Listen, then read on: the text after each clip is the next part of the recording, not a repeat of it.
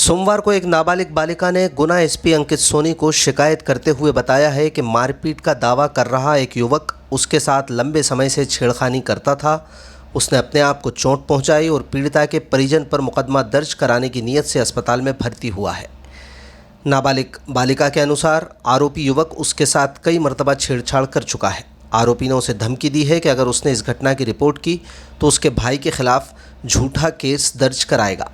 इस धमकी के बाद पीड़ित परिवार ने सोमवार को पुलिस अधीक्षक कार्यालय में शिकायत दर्ज कराई। आवेदन में नाबालिग ने बताया है कि आरोपित ने कई मरतबा उसके साथ गलत हरकतें की हैं। 15 अगस्त को जब वो स्कूल से घर लौट रही थी तो उसने उसका हाथ पकड़ा और उसे गलत तरीके से छुआ। पीड़िता ने बताया कि इस घटना के बाद वो इतनी डर गई थी कि उसने घर से बाहर निकलना बंद कर दिया। नाबालिगा का कहना है कि जब उसने आरोपित के गलत बर्ताव की शिकायत अपने माता पिता से की तो आरोपित और उसके कुछ साथी उसके घर में घुस आए और पत्थरबाजी भी की। उन्होंने परिवार को धमकाते हुए कहा कि अगर पुलिस में रिपोर्ट की तो वो नाबालिग के भाई को झूठे केस में फंसाएंगे। इसके बाद आरोपी ने अपने आप को चोट पहुंचाई और अस्पताल में भर्ती हुआ। पीड़ित परिवार ने पुलिस से इस मामले में तत्काल कार्रवाई करने की मांग की है। उनका आरोप है कि आरोपी और उसके साथी अभी भी खुलेआम घूम रहे हैं, जिससे परिवार में डर का माहौल है। पुलिस ने मामले की जांच शुरू कर दी है। ये लड़का है हड्डी में निखिल योगी, तो उसने मेरी लड़की को बहुत दिनों से परेशान कर रहा था, डराता धमकाता था। और स्कूल जाती थी, कोचिंग जाती थी, वहाँ भी पीछा करता था काफ़ी टाइम से। तो हमें पता चला, हमने बच्ची को रोक लिया, स्कूल से बिठा लिया, नहीं भिजाया। बहुत परेशान है इससे, इसने बहुत परेशान किया लड़के को। उसके बाद हमने बच्ची को घर में रखा, घर में से नहीं निकलती थी बच्ची, तो उसने घर के आसपास आना जाना शुरू कर दिया कुछ लड़कों को लेके।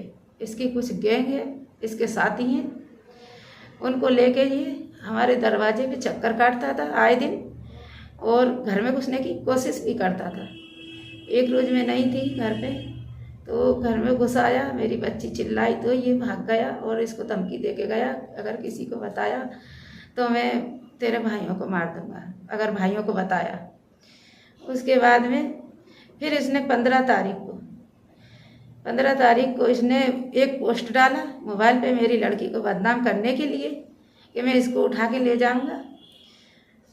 फिर उसने, हम ये देखकर मोबाइलों पे आई तो हम ये पढ़कर मोबाइलों पे देखकर हम कोतवाली आए, कोतवाली शिकायत की, आवेदन देके हम घर पहुँचे तो ये पता नहीं कब से हमारा पीछा कर रहे थे, खड़े हुए थे कहीं छुपे हुए।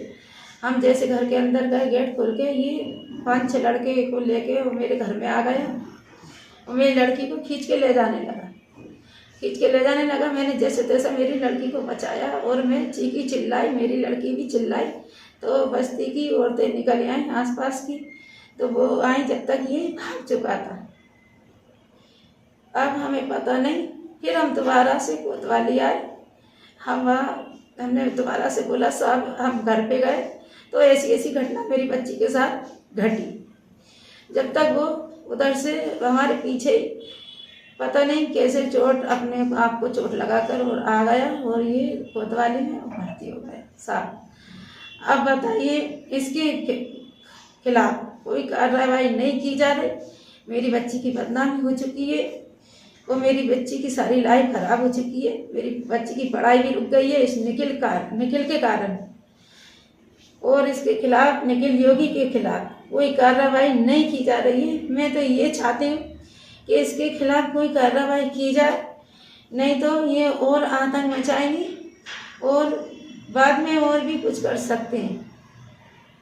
और मेरी बच्ची का तो जीना हराम हो गया है, हमारी बहुत बदनाम हो चुकी है।